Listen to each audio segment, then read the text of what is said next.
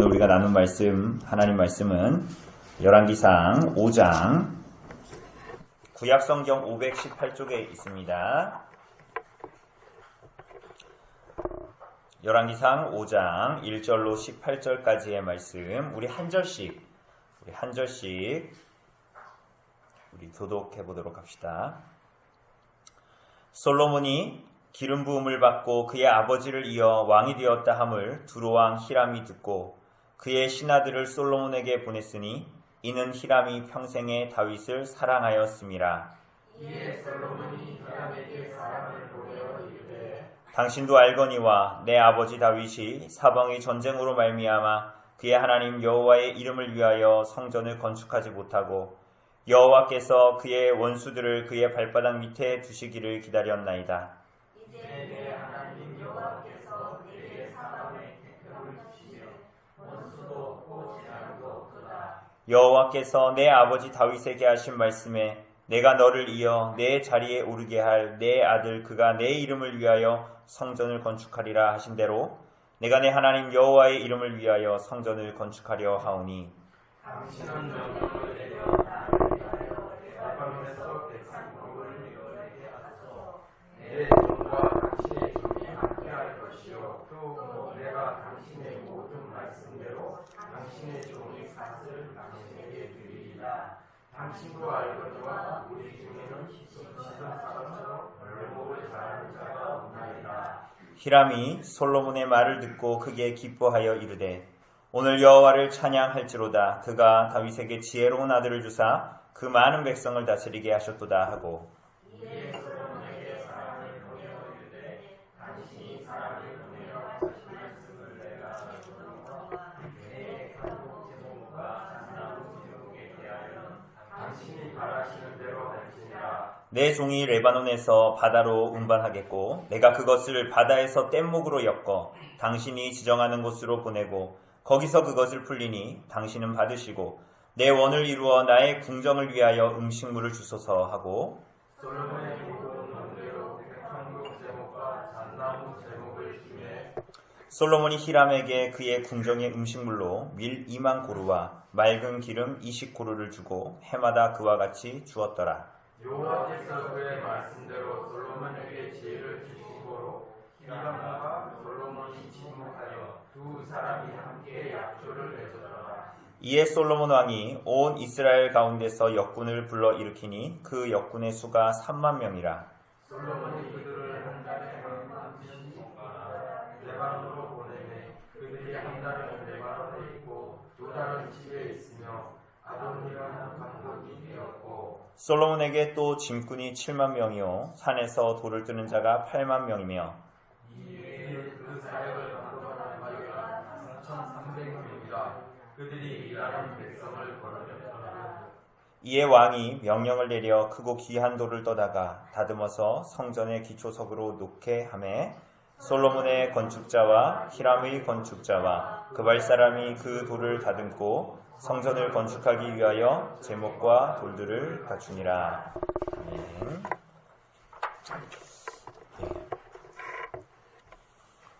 오늘 이렇게 오시니까 오늘이 주일 같네요. 거의 뭐 우리 조집사님만 약간 눈이 불편해서 오시려고 했는데 눈이 불편해서 못 오셨고 뭐 이렇게 다 오셔서 주일 같습니다. 하여튼 감사합니다. 예. 오늘 이 열왕기상 5장 본문은 너무 간단해서 어떻게 보면 본문을 읽을 때 좀 너무 따분하고 그리고 이제 해석을 할 때도 너무 단순해서 너무 어려운 본문 어쩌면 조금 어려운 본문이기도 한데요. 물론 이게 어렵진 않습니다. 이 본문의 의미, 특별히 성전 건축에 대한 의미들을 조금 더 오늘 이 간단한 얘기지만 여기서 좀 이제 밝혀내서 그 본문의 의미를 좀 우리가 찾았으면 좋겠습니다. 우리가 이제 일전에 본 대로 이제 솔로몬의 사역에 솔로몬 왕의 해야 할 사명은 뭐죠? 성전 건축입니다. 그래서 열왕기상 1장부터 11장까지 그 한 중간에 물론 1장부터 11장까지 다 솔로몬 얘기입니다. 그죠? 처음부터 봤듯이. 근데 특별히 오늘 5장부터 이 9장까지가 솔로몬의 성전 건축 얘기입니다. 그러니까 한가운데에 딱 포진하고 있는 거예요. 그래서 이제 오늘 보는 이 5장은 성전 건축에 대한 준비입니다. 백향목, 특별히 백향목을 가져옵니다. 두로에서. 근데 여러분 백향목이 우리 마을에도 그런 나무 있는지 모르겠는데 백향목은 그 높이만 자라면 40m 그리고 둘레가 약 3m에서 4m 둘레가 3m에서 4m예요. 그런 나무 우리가 흔치 않잖아요. 그죠? 근데 이 백향목은 그 두로는 백향목으로 굉장히 유명한 레바논이죠, 지금의. 굉장히 유명한 이제 나라였습니다. 그래서 어쨌건 그 백향목과 관련된 뭐 그런 것들을 준비하는 여러 가지를 다윗이 준비했지만 그런 내용들이 나오고요. 그리고 이제 6장부터 7장까지는 성전과 왕궁을 건축하는 얘기들을 기록합니다. 그리고 이제 8장 초반부에서는 성전의 언약궤를 안치하는, 그리고 8장 후반부에는 성전을 건축하고 언약궤를 놓고 이제 봉헌식을 올리는, 우리 마치 예배당 짓고 나서 예배 드리는 것처럼 그렇게 봉헌을 하는 거예요. 그래서 솔로몬이 하는 기도가 굉장히 유명하죠. 그리고 마지막에 이제 9장은 하나님의 약속, 하나님께서 그들의 기도를 받으시고 그들에게 말씀하시는 것, 그들에게 약속하시는 것과 경고하시는 것, 뭐 이런 내용들이 이렇게 나와져 있습니다. 그렇게 5장부터 9장까지가 솔로몬의 인생 가운데 한 중심을 차지고 하고 있는 게 성전 건축이에요. 솔로몬의 소명, 인생의 소명이기도 했던 것입니다. 근데 결국은 이것은 뭐에 의한 거예요? 이 성전 건축이 이루어지는 것은 처음에 사무엘하 7장에 나오는 무슨 언약? 다윗 언약이죠. 다윗 언약. 그 다윗 언약에 기초해서, 그러니까 다윗이 이러잖아요. 내가 왕궁을 지어야 되는데 하나님도 거할 집이 있어야 되지 않겠냐. 그러니까 야, 모든 게 내 보자고 내 발등상인데 어떻게 내가 뭐 어디에 거하겠냐. 그렇지만 네 아들이 그 성전을 지을 것이고 그 대신에 영원히 거할 집을 주신다. 그게 뭐야? 다윗 언약. 다윗 언약을 다윗에게 이제 주시고 너의 씨로 말미암아 너의 왕위가 계속적으로 이어질 것이다. 뭐 이런 다윗 언약을 이제 맺게 됩니다. 그런데 여러분 성전 건축을 하는데 이 성전 건축은 다윗이 갑자기 왕궁 지으려니까 마음이 질려가지고 하나님도 거할 집이 있어야 되잖아요. 해가지고 갑자기 된 것일까요? 아니면 처음부터 하나님께서 이스라엘 백성들에게 성전 건축에 대한 약속들을 하신 걸까요? 당연히 제가 이렇게 여쭈어보면 전자입니까 후자입니까? 후자겠죠. 그죠? 그 내용들 사실은 이미 모세를 통하여 이스라엘 백성들을 구원해 내시고 그들을 부르실 때부터 하나님께서 이 성전에 대한 얘기를 하셨어요. 여러분, 지금 성전이 있습니까? 없습니까? 지금 예루살렘 가면 그 헤롯 성전에 한 벽만 남아있어요. 그러면 이렇게 하나님께서 원하셨다면 성전이 지금도 있어야 되잖아요. 성전이 어디 있습니까? 여기가 성전입니까? 여긴 예배당이죠? 성전이 어디예요? 성령께서 거하시는. 이제 성전은 예수 그리스도를 믿는 우리를 성전 삼으신다 그랬잖아요. 그죠? 그리고 궁극적으로 그 성전은 뭐예요? 하나님의 나라가 되는 거예요. 하나님과, 우리가 이따가 보겠지만 계시록에 나온 대로 하나님과 그 어린 양 예수 그리스도가 우리의 성전이 되시는 것입니다. 그러니까 이렇게 성전이 구약부터 신약까지, 그리고 구약부터 하나님의 나라까지 이어지는 것입니다. 여러분, 그래서 우리 하나만 봅시다. 신명기 잠깐 볼까요? 잠깐 적어놓고 신명기 12장. 신명기 12장.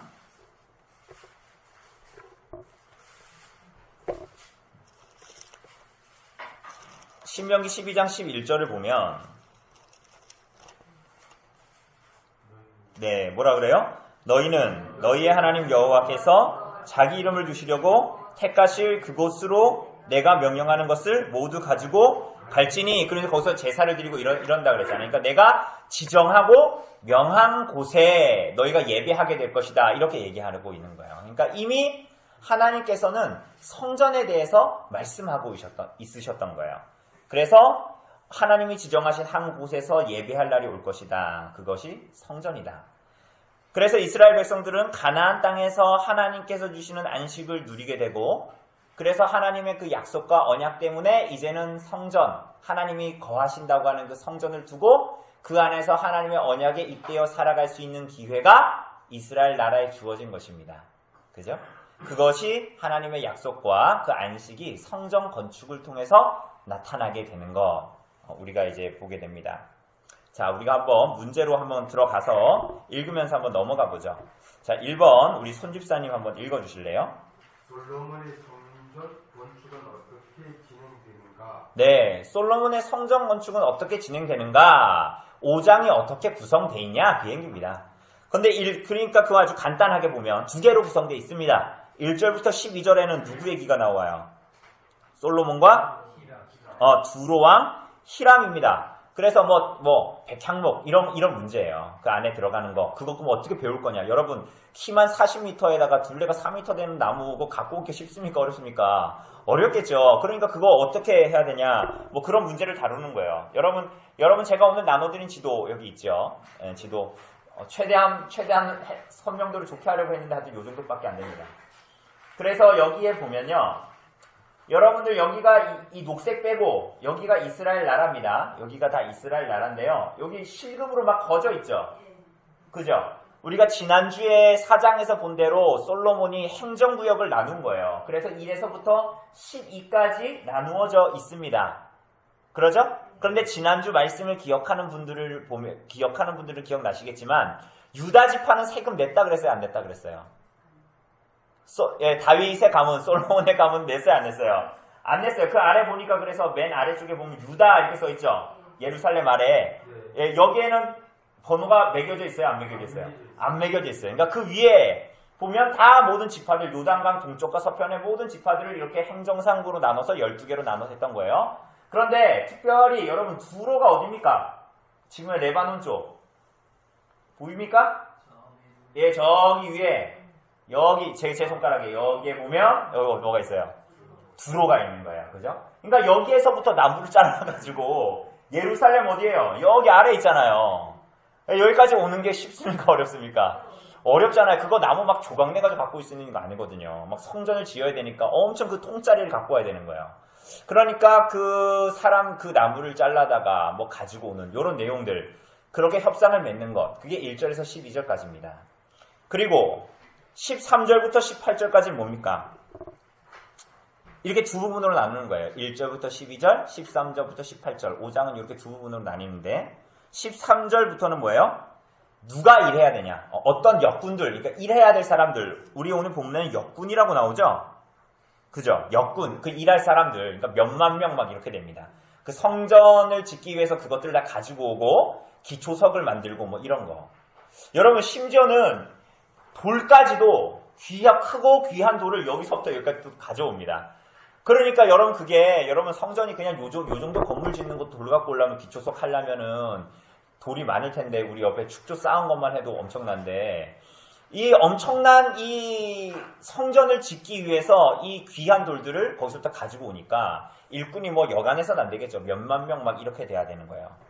그래서 이런 내용들 두 개로 나누고 있습니다. 히람과의 협상 그리고 누가 일할 것이냐 이렇게 크게 두 부분으로 나누고 있습니다.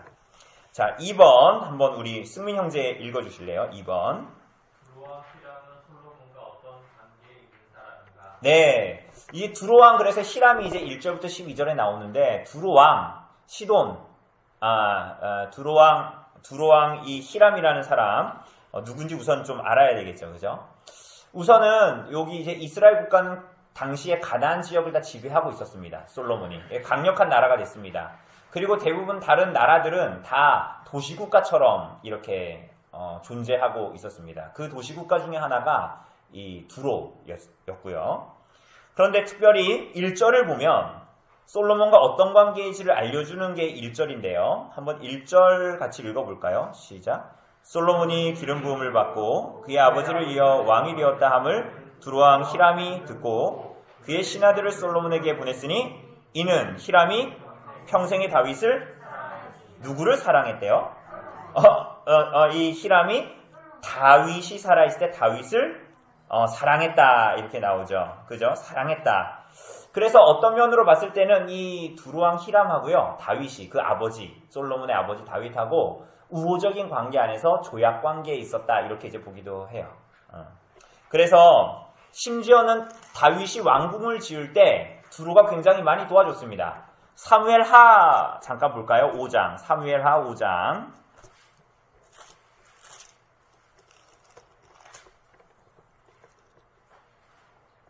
사무엘하 5장 11절 471쪽이죠.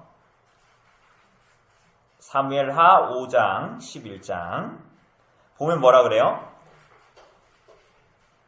5장 11절에 보면 두로왕 히람이 다윗에게 사절들과 백향목과 목수와 석수를 보내매 그들이 다윗을 위하여 집을 지었다. 그러니까 다윗이 왕궁 지을 때도 두로왕 히람, 다윗이 살아있을 때 이미 그때도 히람과 우호적인 관계 안에 있었던 사람이 바로 이 사람입니다. 다윗과. 그런데 어쨌거나 이 나라는 이거는 재미로 이렇게 지도에 보면 이렇게 돼 있고 이제 여기에 이제 두로가 있는데 이 두로라는 나라가 이 도시국가인데 이게 반은 묻히고요. 여기에 이제 바다입니다. 여기는 바다고 바다인데 그림을 못 그려 죄송합니다. 여기는 묻히고 이 두로라는 나라가 여기는 묻히고 반은 여기에 섬이 있는 거예요. 이게 두로라는 나라였어요.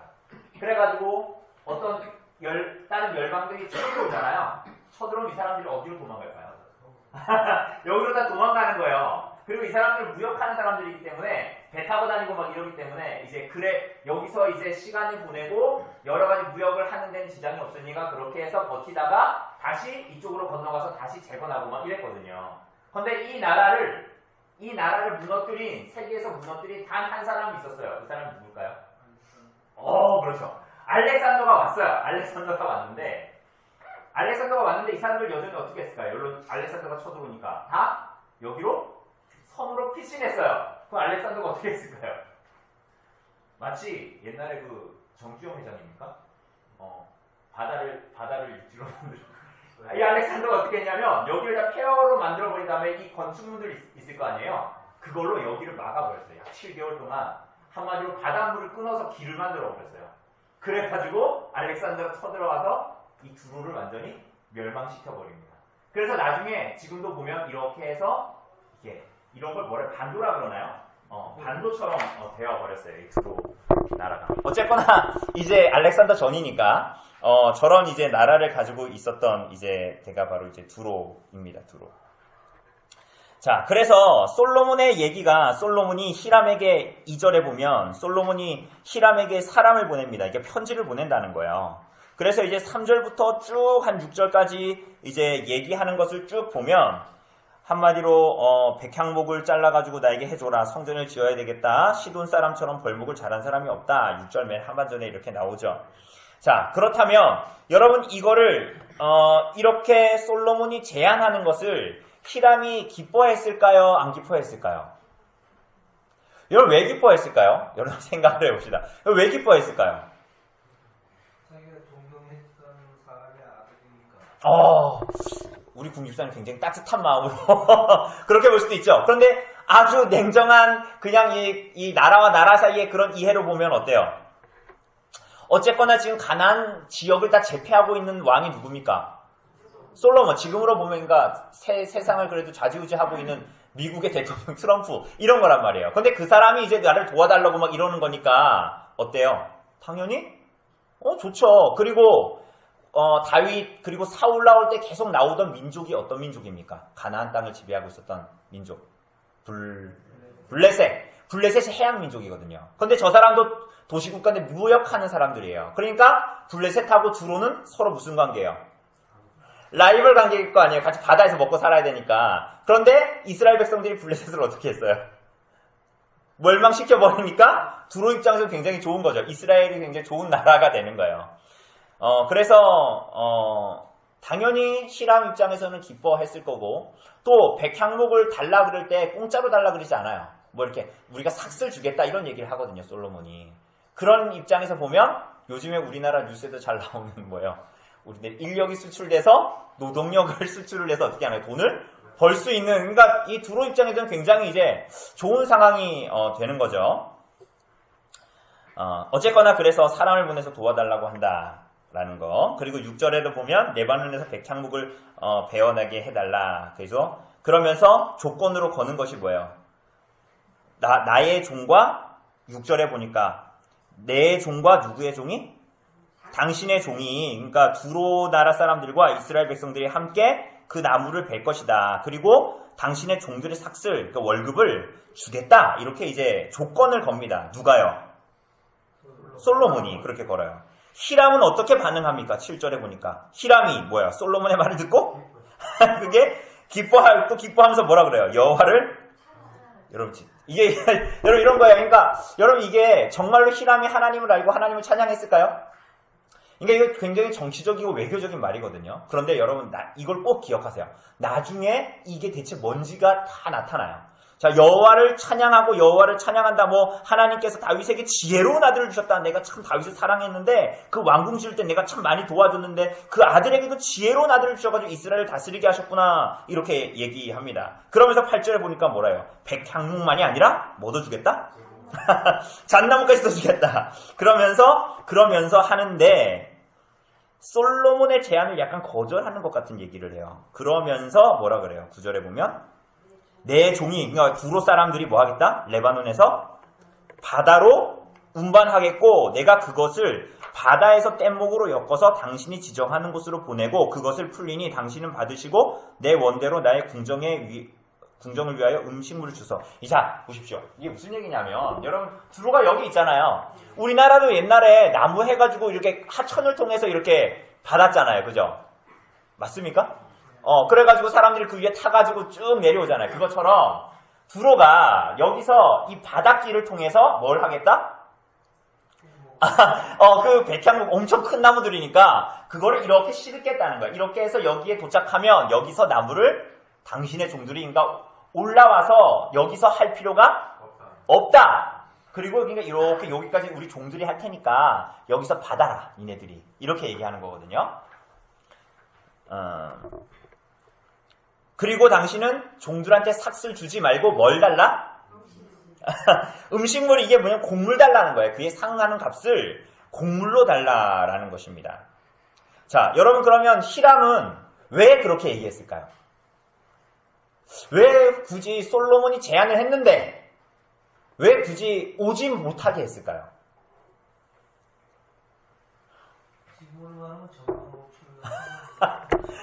네.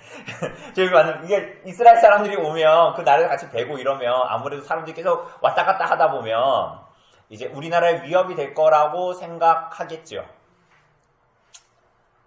그런데 여러분, 하여튼 이런 얘기들이 있어요. 근데 이건 굉장히 상식적인 얘기입니다. 그리고 어떤 면으로 보면 자기 종들, 이스라엘 사람들이 아니라 자기 종들이 여기까지 다 일을 하겠다라는 거예요. 그 어떤 면으로 보면 자기 나라의 이익을 극대화시키고자 하는 생각도 있었겠죠. 자, 빨리빨리 넘어갑니다. 이게 무슨 내용인가? 자, 3번 우리 김영일 집사님 한번 읽어주실래요? 네, 자 그렇게 이제 약조가 이제 맺어진 것 같았어요. 그러면서 이제 11절에 보니까 어떻게 해요? 솔로몬이 히람에게 그의 궁정의 음식물로 달라 그랬잖아요. 음식물 달라 그랬잖아요. 그러니까 뭐라 그래요? 음식물로 뭘 줬다? 2만 고르와 맑은 기름 20고르를 주고 이렇게 나옵니다. 자, 이 맑은 기름이라고 얘기한 거 이거는 그 올리브 기름입니다. 올리브 기름이고요. 그리고 이제 곡물이라고 얘기할 때 이건 이제 밀가루 얘기하는 거거든요. 왜냐하면 우리 지난주에 봤어요. 지난주에 솔로몬이 하루에 쓰는 양이 막 밀가루가 얼마다, 굵은 밀가루가 얼마다 막 이런 얘기 했었잖아요. 그죠? 그런데 특별히 여기서 맑은 기름이 나오는데요. 이게 뭐냐면 한마디로 올리브유를 짤 때 이 올리브를 완전히 그냥 지디겨가지고 기름을 내는데 그러면 안에 있는 씨도 다 부서지니까 그러면 씁쓸한 맛이 난대요. 그러면 어떻게 하냐면 이거를 살짝 삶아가지고 뼈를 살짝 발려내면서 그거를 찌우면 그러면서 살짝 찌어서 완전히 지디기지 않고 살짝 찌어서 이걸 끓이면 기름들이 뜬대요. 그럼 그 기름을 걷어내면 그게 한마디로 올리브에서 가장 잘 추출할 수 있는 순수한 기름이라는 거예요. 그래서 이 기름은 원래 뭐 했었냐면 성전에서 등불을 밝힐 때 올리브 기름을 씁니다. 그리고 이 제사를 지내는 용으로 만드는 과자, 제사용 과자를 만들 때도 출애굽기나 민수기에 보면 이렇게 나와요. 그런데 본문에는 기름이 얼마를 줬대요? 기름을 얼마를 줬다고 얘기합니까? 20고루. 자, 고루가 얼마예요? 고루. 요즘에 고루 이런 말 안 쓰잖아요. 고루. 지난주에 봤듯이 이 고루라는 단위가 명확하지 않다 그랬어요. 지금 잘 안 쓰니까. 근데 350에서 400리터 정도가 된대요. 그런데 1년에 한 번 주는데 얼마 준 거예요? 20고루예요. 많아요, 적어요? 1년에 한 번 주는 거라니까요. 1년에 한 번 그 나라에 일한 값으로 주는데 20고루가 많아요, 적어요? 굉장히 적은 양입니다. 뿐만이 아니라, 여러분, 그래서 어떤 번역에 보면 이게 20고루가 아니라 2만 고루라고 되어 있기도 합니다. 2만 고루. 그리고 여러분 보면 밀이 얼마래요, 밀? 2만. 그러니까 밀은 2만 고루예요. 2만 고루니까 이게 적어요, 많아요? 이따가도 볼 거지만 솔로몬 왕궁에 여기에 있는 이 12행정구역에서 매 달마다 왕궁에서 쓰는 걸 다 보낸다 그랬잖아요. 그죠? 밀이 얼마고, 우리가 지난주에 봤던 이 사장에 보면 22절에 나와요. 4장 22절에 솔로몬의 하루의 음식물은 가는 밀가루가 30고루요, 굵은 밀가루가 60고루요, 이렇게 나옵니다. 자, 제가 이걸 계산을 해봤죠. 낮에 계산을 해봤더니 이게 3만 고루가 넘어요. 이렇게 하면 밀가루가 1년 동안 솔로몬 왕국에서 쓰는 게 3만 고루가 넘는다. 3만 고루 정도 돼요. 그런데 지금 얼마를 준다고요? 많이 주는 거예요, 적게 주는 거예요? 그러니까 왕궁에 들어오는 세금이나 조공으로 3만 고루가 들어오는데 밀가루 다 합해서 가는 거든 굵은 거든. 그런데 그 중에 2만 고루를 준다? 매년? 그거 이상하죠. 그러니까 아마도 이 올리브 기름도 20고루가 아니라 훨씬 더 많은 양을 주었을 것이다 라고 사람들은 생각합니다. 자, 그런데 이런 너무 미치는 양사잖아요. 여러분, 솔로몬 하면은 받은 은사가 뭐예요? 지혜, 백성들을 재판하고 말씀으로 판단하고 막 이러는 건데, 이게 대외적으로도 발휘가 되는데 이상하게도 뭔가 믿지는 외교를 하는 것 같잖아요. 지금 너무 충나는 외교를 지금 하는 것 같아. 여러분 12절에 보면 뭐라 그럽니까? 12절에 여호와께서 그의 말씀대로 솔로몬에게 뭘 주셨다? 지혜를 주신 고로 히람과 솔로몬이 침묵하여 두 사람이 함께 약조했다? 이렇게 얘기합니다. 이게 이상하죠. 그러니까 앞뒤가 안 맞는 것 같잖아요. 왜냐하면 우리들의 생각으로는 지혜가 있는 사람이면 이 지혜를 잘 활용해서 이스라엘 나라에 유익하게 해야 될 거 아니에요. 2만 고루를 줘야 된다고 하면 한 5천 고루로 줄이든가. 그죠? 그런데 오늘 본문은 그렇게 협상을 다 했는데 솔로몬이 이렇게 한 내용을 보면서 두로와 조약, 언약을 맺었고 그리고 심지어는 2만 고루를 매년마다 줬다? 이렇게 얘기하는 거예요. 그러면서 뭘 주신 까닭이다? 지혜를 주신 까닭이다. 이렇게 말합니다. 뭔가 앞뒤가 안 맞는 것 같죠? 뭔가 헛똑똑이 같지 않아요? 그래서 어떤 번역은 보면 하나님께서 약속대로 솔로몬에게 지혜를 주셨고 솔로몬과 두로왕 사이에 평화가 있었다. 이렇게 말하기도 합니다. 이게 무슨 얘기냐면 하나님이 주신 지혜와 그리고 솔로몬이 이 일을 한 것과는 붙어있는 얘기다, 별개의 얘기다? 별개의 얘기다라고 번역되기도 해요. 어떤 성경에는. 자, 이게 잘한 짓입니까? 못한 짓입니까? 이게 지금 헷갈리죠? 자.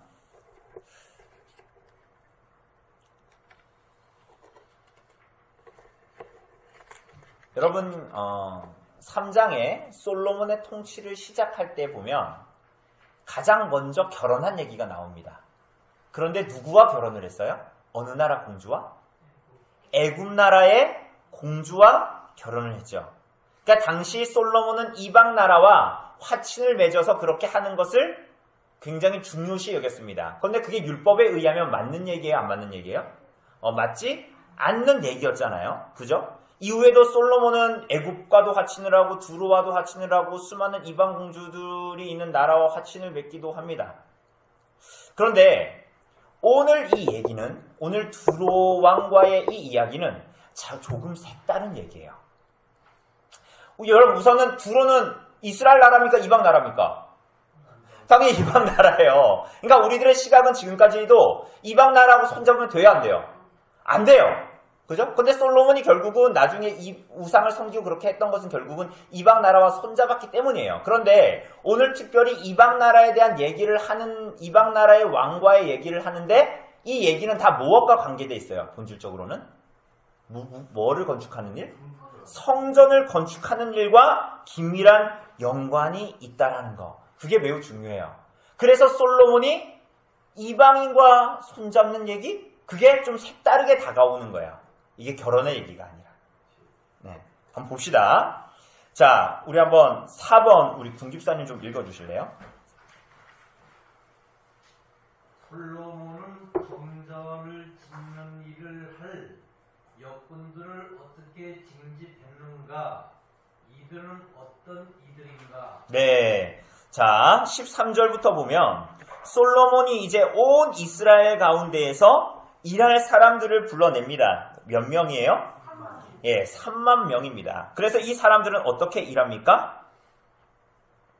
14절에 보면 한 달에 10,000명씩 번갈아 가서 그 10,000명은 가서 한 달 동안 일하고 집으로 다시 와서 2달 동안은 집에서 쉬고 다시 한 달 동안 가서 일하고 이렇게 이제 반복, 이렇게 이제 로테이션으로 돌아가게 만들어 놓은 거죠.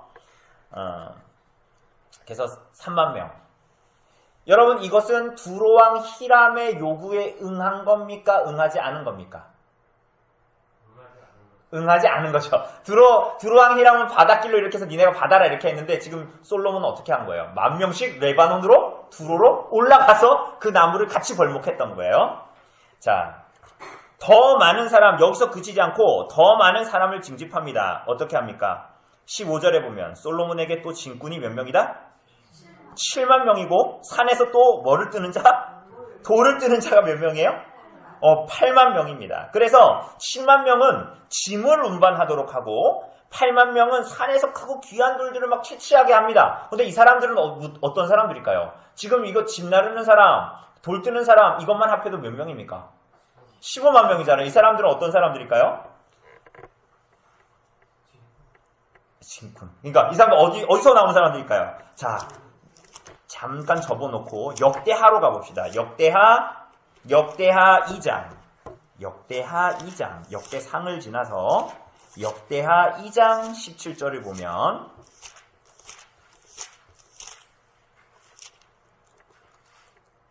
역대하 2장 17절을 보면 657쪽. 역대하 2장 17절을 보면 뭐라 그럽니까? 읽어봅시다. 시작. 전에 솔로몬의 아버지 다윗이 이스라엘 땅에 사는 이방 사람들을 조사하였더니 이제 솔로몬이 다시 조사함에 모두 15만 3,600명인데 그 중에서 7만 명은 진군이 되겠고 8만 명은 산에서 벌목을 하겠어요. 자, 여러분 잘 보세요. 이방인 지금 가나안을 점령하고 가나안인 사람들을 다 죽이지 않았거든요. 그 사람들을 막 일하는 식으로 막 노예로 삼았거든요. 그런데 역대하가 기록하고 있는 것처럼 이 이방인들이 있었다. 그러니까 여기 오늘 본문에서 나오는 짐을 옮기는 사람, 돌 뜨는 사람들은 다 누구예요? 이방인들이에요.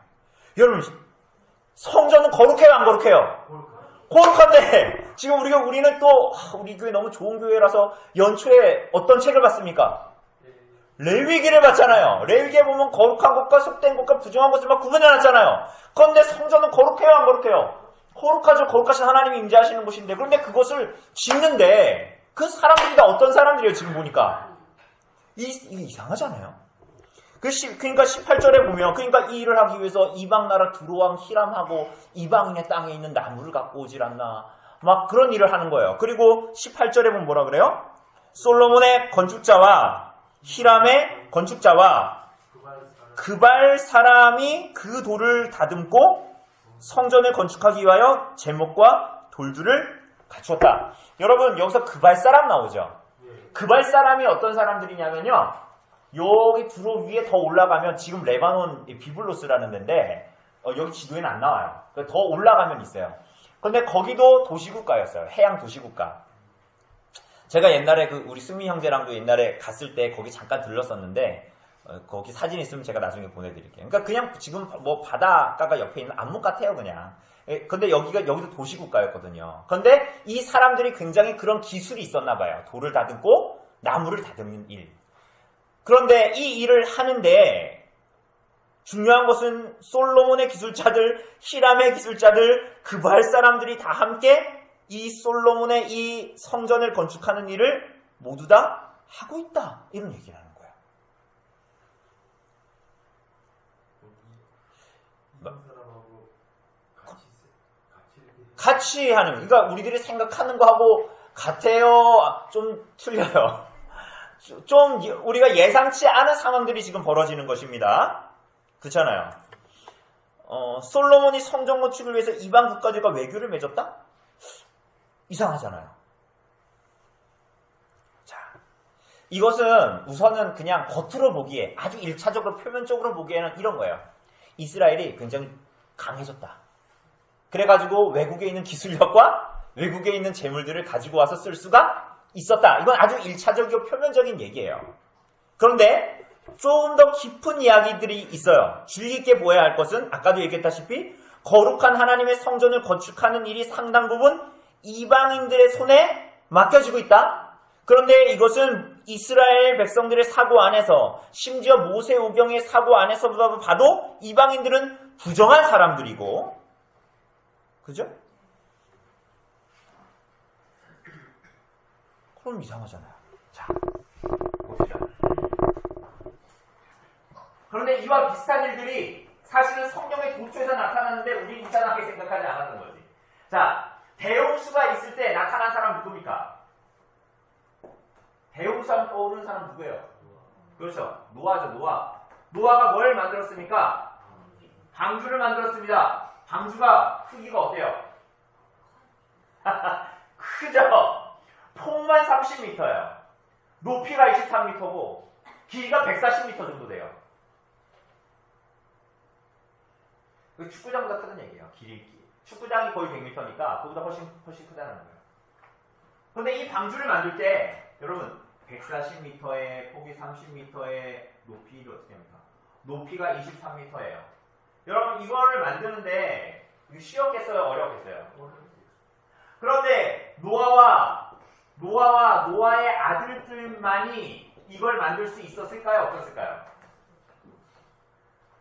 만들 수 있었을까요? 없었을까요? 당연히 이 시대에 살았던 사람들의 기술력이나 어떤 노동력을 동원을 했겠죠. 그죠? 그런데 이 방주에는 누가 들어갔어요? 노아와 그 며느리와 아들들 약 8명만 들어갈 수 있었죠. 자, 중요한 거는 이것들을 만들 때에 누가 함께 했다? 이방인들이 함께 동원됐다라는 거예요. 자, 이스라엘 백성들이 애굽에서 나왔습니다. 그래서 어디로 갔습니까? 이스라엘 백성들이 어디로 갔어요? 광야로 들어갔죠. 광야에서 이 사람들이 뭘 만들었습니까? 이스라엘 사람들이 이렇게 진을 치고 이렇게 있었잖아요. 진을 치고 이 가운데 뭐가 있어요? 성막이 있죠. 여러분 성막을 만드는데 뭐 등대 이런 거 만들 때 그 안에 등잔대 이런 거 만들 때 뭘로 만들어요? 알루미늄으로 만듭니까? 그런 거 다 어디서 났어요? 조각목에다가 막 그 언약궤를 만들어가지고 거기다가 막 금을 씌우고 막 그러잖아요. 그 금 어디서 났어요? 애굽에서 나올 때 이 애굽 사람들이 이스라엘 백성들한테 다 줬잖아요. 그죠? 그러니까 이런 것도 보면 이상하죠. 왜? 하나님의 거룩한 성막의 기구들, 심지어는 노아의 대홍수에서 믿는 사람들을 구원할 그 배를 만들 때에도 다 누구의 것이 들어가요? 이방인들의 것이 들어가죠. 그게 이상하죠. 여러분, 결국은 오늘의 이 얘기는 아주 간단한 얘기 같지만 이게 무엇을 얘기하냐면 우선은 첫 번째로 하나님께서 하나님의 백성들 솔로몬이 솔로몬 성전을 지었다고 해서 그게 스스로 교만하거나 자만할 수 있는 요건 자체가 사실은 되어지지 않아요. 왜냐하면 이 성전을 짓는 것 자체는 하나님의 뜻 안에서 하나님의 때에 하나님께서 지으시는 것. 그래서 이 솔로몬 성전은 거룩한 성전은 메시아와 관계된, 하나님이 이 땅에 보내시고자 계획하는 메시아와 관계된 것이다 라는 것을 우선은 기억해야 합니다. 그래서 이 성전 건축의 기초 자체가 하나님과 연관되어져 있고 결국은 솔로몬의 어떤 것, 이스라엘 백성들의 어떤 것, 이스라엘 백성들에게 나온 어떤 것, 그런 것으로 만들어진 것이 아니라 하나님의 주권과 열심으로 만유의 주인이신 하나님께서 이 성전을 건축하신 거예요. 그래서 사실은 성전의 기초 자체는, 성전의 기초도 레바논에서 돌을 떼오거나 나무도 가져오고 백향목을 가져오지만 이 성전의 기초는 사실은 그런 것들이 아니라 하나님의 주권과 하나님의 열심이에요. 그래서 솔로몬도 이 히람에게 뭐라고 그러냐면 3절에도 보면 전쟁을 그치게 한 분이 누구라고 얘기합니까? 예, 하나님이에요. 심지어는 다윗에게 그 성전을 건축하지 못하게 하신 분이 누구예요? 하나님이라고 얘기해요. 그리고 심지어는 그의 원수들을 그의 발바닥 밑에 두기까지 기다렸다라고 얘기할 때 이렇게 기다리게 하신 분도 누굽니까? 하나님이세요. 그리고 4절에도 보면 지금 원수도 없고 재앙도 없고 태평을 누리는 것도 누가 그렇게 하시는 거예요? 하나님께서 그렇게 하시는 거예요. 심지어는 5절에 보면 성전을 건축하라고 하신 것도 누구예요? 하나님이 다 그렇게 하셨다라고 얘기해요. 그러니까 모든 성전 건축의 기초, 이유, 원인, 그건 다 누굽니까? 하나님이에요. 하나님. 자, 우선은 이것을 가지고 있어야 돼요. 그런데 그렇기 때문에 성전을 짓는 것은 하나님의 뜻에만 의존하게 되는데 아까도 초반에 얘기했죠. 지금 성전이 있어요, 없어요? 지금 성전 없죠? 그런데 이때는 성전이 있었어요, 없었어요? 있었죠? 그럼 지금도 있어야 될 것 같잖아요. 그러니까 이 구약의 성전은 앞으로 나타날 일들에 대한 그림자, 하나님의 거대한 뜻에 대한 그림자예요. 어떤 그림자예요? 손으로 지은 솔로몬 성전은 손으로 지은 솔로몬, 아까 그발 사람들이 이런 사람들이 와서 나무를 깎고 이렇게 돌을 다두고 이랬다면서요. 그죠? 그럼 사람의 손으로 한 거예요, 안 한 거예요? 한 거죠. 손으로 지은 솔로몬 성전은 손으로 짓지 않은 궁극적인 성전을 지시하고 있는 것입니다. 인간 왕이 아닌 궁극적으로 오실 참된 왕이 누구신지를 지목하고 있고, 부정한 이방인들을 통해서 솔로몬 성전을 건축하게 하신 것은 손으로 짓지 아니한 하나님의 성전으로 몰려들 하나님의 뜻대로 부름을 받은 믿음으로만 구원을 받는, 그래서 하나님의 궁극적인 성전으로 초대받을 이방인들을 지칭하고 있는 거야. 그런 눈으로 보면, 그러니까 오늘 이 솔로몬 성전은 지금 없잖아요. 그 솔로몬 성전은 하나님이 임재할 그리스도로 말미암아 구원받을 여러분과 저, 이젠 성령께서 성전으로 삼으시는 우리들을 지칭하고 있는 거죠. 그죠? 그리고 그것은 궁극적으로는 하나님의 나라, 계시록에 나오는 하나님과 예수 그리스도가 친히 성전 되시는 하나님의 나라를 지시하고 있는 거예요. 그래서 손으로 건축한 솔로몬 성전은 손으로 짓지 아니한 예수 그리스도로 말미암는 성령의 전이신, 성령이 전이 된 우리, 그리고 하나님의 나라를 지시하고 있는 것이에요.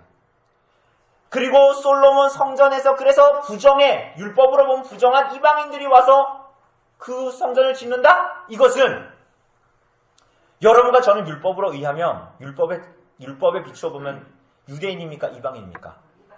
그런데 여러분들은 지금 예수님 믿고 성령께서 여러분 안에 거하심으로 말미암아 여러분 성전 됐잖아요. 이걸 얘기하는 거라고요. 이방인들이 솔로몬 성전에 건축하는 걸 보면서 정말 이상한 일이다. 이건 정말 이해가 안 가. 성경이 그러고 보니까 앞뒤가 안 맞아. 이게 아니라 앞으로 이 성전이 무엇을 지칭할 것이냐를 보여주는 거야. 그러므로 솔로몬이 성전을 지었지만, 다윗에게 언약을 주셨지만, 그 기초는 다윗에게 있지도 않고 솔로몬에게 있지도 않고 이스라엘 백성에게 있지도 않고 하나님의 주권과 열심에만 있고, 그 성전은 솔로몬 성전 대단하다 그래가지고 나중에 바벨론 포로 잡혀왔던 사람들이 그 두 번째 성전을 짓고 울어요. 왜? 솔로몬 성전은 정말 크고 위대했거든. 근데 돌아와서 우리가 돈이 없어가지고 지은 성전은 너무 초라해. 이거 울거든요? 울 일이 아니야. 왜? 그것은 그림자야. 궁극적인 성전이 올 거야. 그걸 막 바라보는 거야. 그러니까 요 눈에서 못 벗어나니까 우리 이번 주에 마가복음 봤는데 거기에 무슨 성전이 나와요? 누가 지은 성전? 헤롯 성전. 거기에 막 유대인들이 막 눈이 팔리는 거예요. 아, 대단하지 않습니까? 46년 동안 지었는데 아직 건축이 완성되지는 않았지만 이 성전 대단하죠? 그러니까 예수님이 뭐라 그래요? 이 성전을 다 헐어버려라. 내가 그럼 며칠 만에 세우겠다? 3일 만에. 그건 뭐야? 예수 그리스도로 말미암는 참된 성전이 기다리고 있다는 걸 보여주는 거예요. 그래서 오늘 성전은 솔로몬 유대인들의 율법에 의하면 이거는 굉장히 이상한 일이지만 이것은 궁극적으로는 참된 성전이 무언가를 보여주는 거야. 손으로 짓지 아니한 성전이 나타날 것이다 라는 것을 보여주는 것입니다. 여러분 이렇게 봤을 때 5절에 보면 두로왕 히람이 듣고 그의 신하들 5장 1절에 보면 두로왕 히람이 듣고 그의 신하들을 솔로몬에게 보냈으니 이는 히람이 평생의 다윗을 뭐 했다? 사랑했다. 그리고 7절에 보면 히람이 솔로몬의 말을 듣고 크게 기뻐하여 이르되 뭐라 그래요? 오늘 누구를 찬양한다? 여호와를 찬양한다. 이게 범상치 않게 들리는 거예요.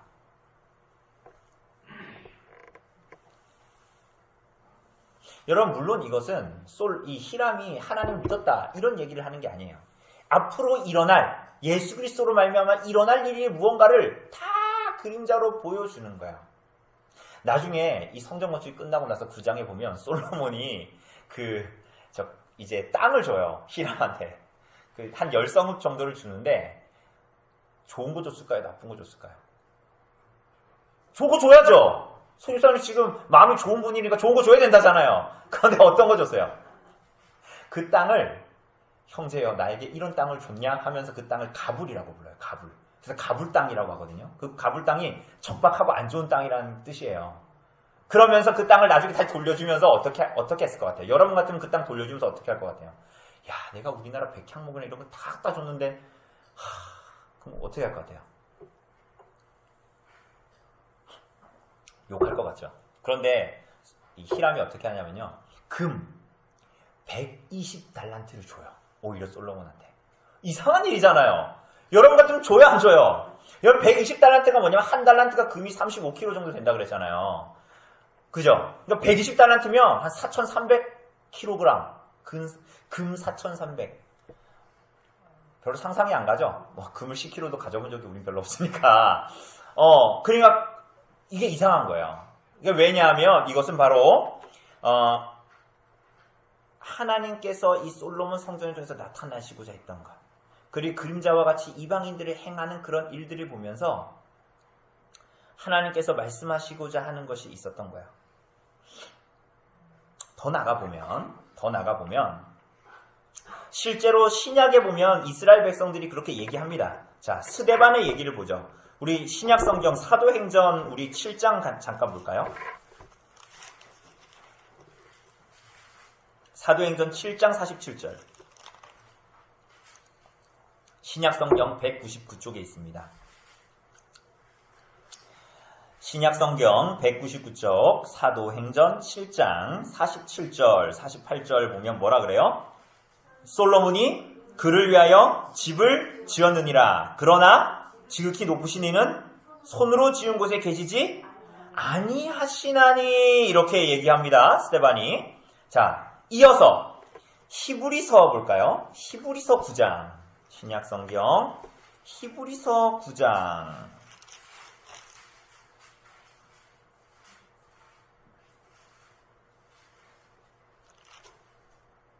히브리서 9장 11절을 보면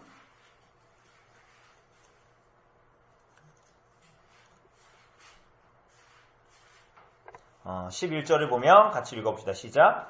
그리스도께서는 장래의 좋은 일에 대제사장으로 오사 손으로 짓지 아니한 것 곧 이 창조에 속하지 아니한 더 크고 온전한 장막으로 말미암아 이렇게 얘기합니다. 손으로 짓지 아니한 더 온전한 장막으로 옛 창조에 속하지 아니한 솔로몬 성전과 같이 그러한 옛 창조에 속하지 아니한 것으로 이 땅에 오셨다라는 것입니다. 계시록 21장을 보죠. 성경책 맨 끝에 있는 성경 계시록 21장 22절을 보면 21장 22절을 보면 자, 뭐라 그래요? 시작. 성 안에서 내가 성전을 보지 못하였으니 이는 주 하나님 곧 전능하신 이와 및 어린 양이 그 성전이심이라. 그러니까 사도 요한이 하나님의 나라에 가서 지금 본 것을 성전을 얘기하는데요. 성전이 없대요. 새 예루살렘 성에 들어갔는데 성전이 없어. 예루살렘에 성전이 있어야 되는데. 근데 성전이 왜 없어요? 전능하신 주 하나님과 그 어린 양이신 예수 그리스도가 성전이라는 거예요. 그래서 하나님의 임재를 담아내는 흠이 있었던 성소와 혹은 솔로몬 성전은 이제 뭐예요? 하나님과 어린 양이신 예수 그리스도로 뭐가 된다? 대체된다. 이렇게 얘기하는 거예요. 여러분, 그러므로 말미암아 여러분이 이 하나님의 나라를 담지하고 있는 자로 이 땅에 존재하는 거예요. 그죠? 왜냐하면 성령께서 우리를 뭐 삼아? 성전 삼아 우리와 거하신다 그랬잖아요. 그죠? 그런데 이것도 결국은 솔로몬 성전처럼 어떤 면에서는 불완전하죠. 왜? 우리가 마침내 갈 하나님의 나라는 어때요? 하나님과 그 어린 양이신 예수가 성전이신 거야. 우리가 그 안에 들어가게 되는 것이니까.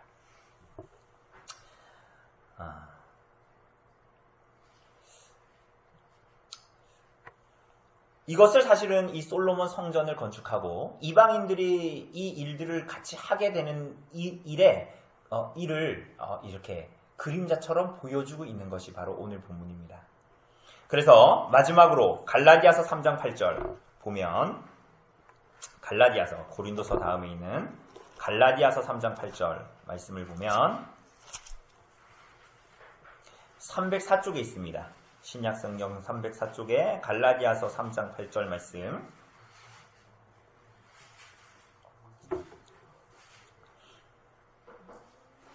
네, 3장 8절 말씀 같이 읽어봅시다. 시작. 또 하나님이 이방을 믿음으로 말미암아 의로 정하실 것을 성경이 미리 알고 먼저 아브라함에게 복음을 전하되 모든 이방인이 너로 말미암아 복을 받으리라 하였느니라. 여러분이 유대인들이 다 누구의 자손들이에요? 아브라함의 자손. 그래서 하나님께서 너에게 복을 주겠다라는 것은 사실은 이 복은 유대인들만 아브라함의 혈통만이 갖고 있는 것이 아니라 이 복이 있으십니다. 우리가 나눈 말씀, 하나님 말씀은 열왕기상 5장 구약성경 518쪽에 있습니다. 열왕기상 5장 1절로 18절까지의 말씀, 우리 한 절씩 우리 교독해 보도록 합시다. 솔로몬이 기름 부음을 받고 그의 아버지를 이어 왕이 되었다 함을 두로왕 히람이 듣고 그의 신하들을 솔로몬에게 보냈으니 이는 히람이 평생에 다윗을 사랑하였음이라. 이에 솔로몬이 히람에게 사람을 보내어 이르되 당신도 알거니와 내 아버지 다윗이 사방의 전쟁으로 말미암아 그의 하나님 여호와의 이름을 위하여 성전을 건축하지 못하고 여호와께서 그의 원수들을 그의 발바닥 밑에 두시기를 기다렸나이다. 이제 내 하나님 여호와께서 그의 사방에 태평을 주시며 원수도 없고 재앙도 없도다. 여호와께서 내 아버지 다윗에게 하신 말씀에 내가 너를 이어 내 자리에 오르게 할 내 아들 그가 내 이름을 위하여 성전을 건축하리라 하신 대로 내가 내 하나님 여호와의 이름을 위하여 성전을 건축하려 하오니 당신은 명령을 내려 나를 위하여 사방에서 백성국을 이루게 하소서. 내 종과 당신의 종이 함께할 것이요 또 내가 당신의 모든 말씀대로 당신의 종이 삭을 당신에게 드리리라. 당신도 알거니와 우리 중에는 지금 사람처럼 벌목을 잘하는 자가 없나이다. 히람이 솔로몬의 말을 듣고 크게 기뻐하여 이르되 오늘 여호와를 찬양할지로다. 그가 다윗에게 지혜로운 아들을 주사 그 많은 백성을 다스리게 하셨도다 하고 이에 솔로몬에게 사람을 보내어 이르되 당신이 사람을 보내어 하신 말씀을 내가 듣노라. 내 가족 제목과 장나무 제목에 대하여는 당신이 바라시는 대로 할지니라. 내 종이 레바논에서 바다로 운반하겠고 내가 그것을 바다에서 뗏목으로 엮어 당신이 지정하는 곳으로 보내고 거기서 그것을 풀리니 당신은 받으시고 내 원을 이루어 나의 궁정을 위하여 음식물을 주소서 하고 솔로몬의 모든 원대로 백향목 제목과 잣나무 제목을 주매 솔로몬이 히람에게 그의 궁정의 음식물로 밀 2만 고루와 맑은 기름 20고루를 주고 해마다 그와 같이 주었더라. 여호와께서 그의 말씀대로 솔로몬에게 지혜를 주시므로 히람과 솔로몬이 침묵하여 두 사람이 함께 약조를 맺었더라. 이에 솔로몬 왕이 온 이스라엘 가운데서 역군을 불러 일으키니 그 역군의 수가 3만 명이라. 솔로몬이 그들을 한 달에 만씩 레바논으로 보내매 그들이 한 달은 레바논에 있고 두 달은 집에 있으며 아도니라는 강독이 되었고 솔로몬에게 또 짐꾼이 7만 명이요 산에서 돌을 뜨는 자가 8만 명이며 이에 그 사역을 감독하는 자가 4,300명이라. 그들이 일하는 백성을 거느렸더라. 이에 왕이 명령을 내려 크고 귀한 돌을 떠다가 다듬어서 성전의 기초석으로 놓게 하매 솔로몬의 건축자와 히람의 건축자와 그발 사람이 그 돌을 다듬고 성전을 건축하기 위하여 제목과 돌들을 갖추니라. 아멘.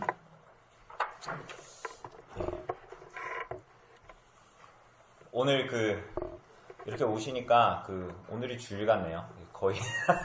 거의 뭐 우리 조집사님만 약간 눈이 불편해서 오시려고 했는데 눈이 불편해서 못 오셨고 뭐 이렇게 다 오셔서 주일 같습니다. 하여튼 감사합니다. 예. 오늘 이 열왕기상 5장 본문은